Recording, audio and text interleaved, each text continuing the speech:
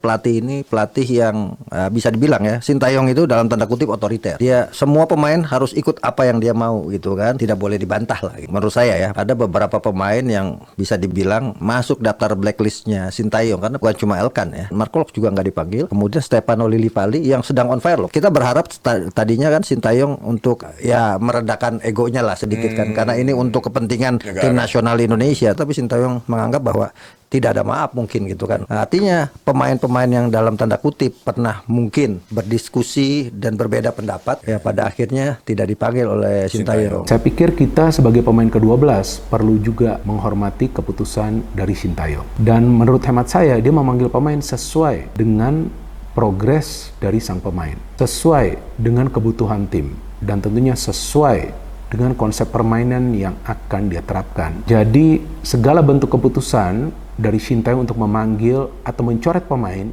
itu adalah untuk kebaikan dari timnas Indonesia. Dan kita juga, saya pikir dalam hal ini tidak bisa juga berspekulasi tentang apa yang sebetulnya terjadi antara Elkan Bagot dengan Sintayong sehingga untuk saat ini dia memang tidak dipanggil lagi untuk membela timnas Indonesia. Tapi selain itu juga kita harus pahami bahwa hanya sang pelatih yang tahu pemain seperti apa yang dia butuhkan. Dan juga kita harus pahami lebih lanjut bahwa sekarang pilihannya sudah lebih dari cukup di lini pertahanan. Kenapa kita juga harus pesimis ya dengan tidak dipanggilnya Elkan Bagot? Karena pilihannya banyak. Dan saya yakin Sintayong adalah pelatih yang 100% profesional. Artinya ya dalam tanda kutip lagi nih, tidak baperan. Gak mungkin juga dia baperan dengan pemain.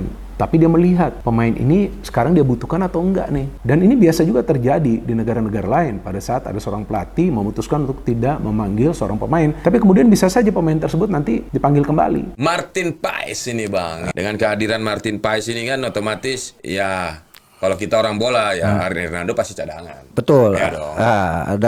Karena apa? Ya, bicara pengalaman mungkin Martin Paes lebih berpengalaman dibanding Hernando. Dia main di FC Dallas, dia ketemunya striker top. Di sana ada Lionel Messi, ada Luis Suarez. Walaupun kalau saya melihat kiper terbaik saat ini untuk eksekusi atau mengamankan penalti masih Hernando Ari menurut. Jadi buat saya Hernando tetap yang terbaik untuk saat ini dan harus bisa bersaing dengan Martin Paes. Dan saya pikir yang penting pemilihan pemain, siapa yang jadi line up, siapa yang masuk pemain utama, siapa yang cadangan itu dilakukan secara fair gitu. Pernyataan dari Sintayong yang mengatakan bahwa belum tentu Martin Paes akan menjadi starter di timnas Indonesia. Artinya dia tidak menjamin bahwa penjaga gawang yang baru saja dinaturalisasi untuk menjadi warga negara Indonesia akan mendominasi posisi penjaga gawang di timnas Indonesia. Inilah yang selalu saya katakan tentang Sintayong, bahwa pelatih ini 100% profesional. Jadi tidak perlu lagi diragukan tentang profesionalitasnya. Artinya dia memilih pemain based on performance, berdasarkan performa sang pemain. Bukan berarti bahwa sang pemain bermain di luar negeri dan mendapatkan menit bermain di level klub dan kemudian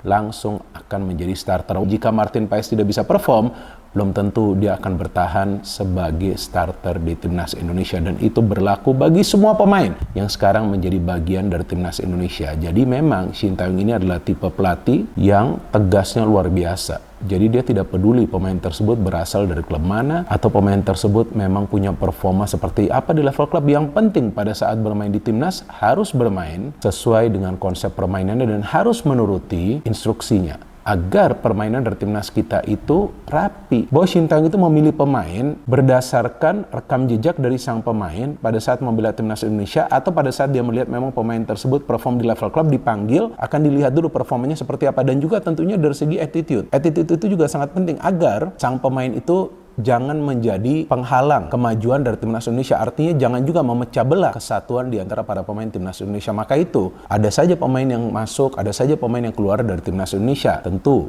jika mereka memang bisa bermain secara konsisten, mereka akan tetap menjadi bagian dari timnas Indonesia. Dan saya tahu teman-teman selalu saja mengkritisi ya keputusan dari Sintayong. Kenapa memanggil si A, kenapa memanggil si B ya? Saya pikir kita juga jangan ikut campur, ya kan? Biarkan Sintayong menentukannya sendiri. Jangan sampai nanti masa pelatih harus mengikuti netizen, ya kan? Kita tahu apa, ya kan? Belum tentu juga kita pernah bermain sepak bola profesional kan? Jadi biarkan saja Sintayong yang bekerja, biarkan dia fokus.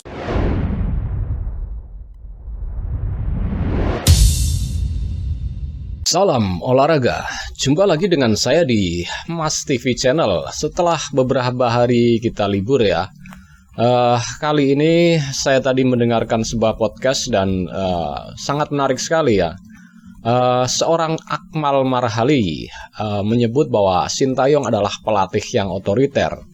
Di sini saya sangat tidak setuju sekali, dan kalau menurut saya pernyataan itu sungguh sangat menyakitkan sekali buat kita pecinta tim nasional, bahwa Sintayong itu bukan otoriter tapi memang tegas. Sekali lagi, Sintayong adalah pelatih yang tegas dan penuh dengan kedisiplinan. Di sini saya bisa garis bawahi ya, bahwa Sintayong memilih pemain itu berdasarkan performanya atau based on performance ya. Jadi Sintayong tidak asal comot pemain atau pilih pemain atau line up pemain seperti apa. Sintayong itu memilih pemain dengan berdasarkan performa pemain itu sendiri. Kalau memang dia lagi main bagus, siapapun pasti dipanggil Sintayong. Jadi bukan karena ada sentimen pribadi, ada istilahnya berdasarkan ego atau bagaimana, tidak. Sintayong murni di sini adalah profesional. Jadi saya sangat tidak setuju sekali dengan Akmal ya, kalau Sintayong itu pelatih otoriter.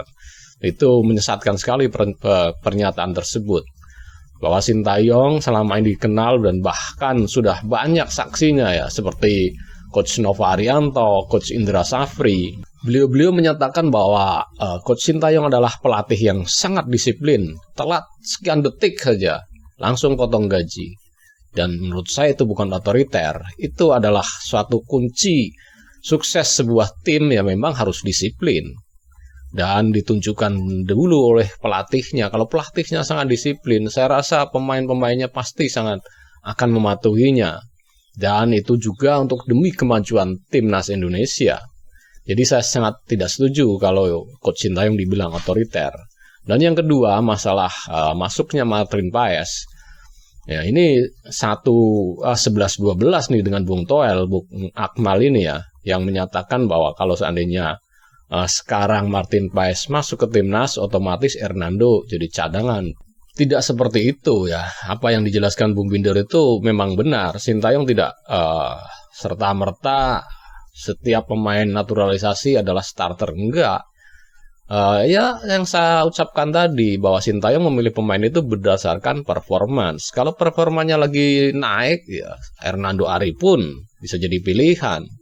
Dan disinilah ya persaingan yang sehat pasti akan terjadi. Dan Sintayong memang benar-benar fair dalam memilih pemain. Tidak asal comot, tidak asal dia mana ya, senengnya selera dia, tidak. Dia memilih pemain berdasarkan performance itu. Catat sekali lagi, Sintayong memilih pemain berdasarkan performa pemain itu sendiri. Jadi ya, buat pemain nasional, ya, pemain timnas yang sekarang ada di timnas tidak usah berkecil hati. Karena Sintayong akan benar-benar fair di dalam menentukan pilihan pemain ya. Dan tentu kualitas adalah yang utama. Dan dan itu mungkin bantahan saya buat Bang Akmal Marhali ya, yang menyatakan Sintayong otoriter, Hernando Ari bakal jadi cadangan. Dan saya rasa bukan seperti itu cara berpikirnya.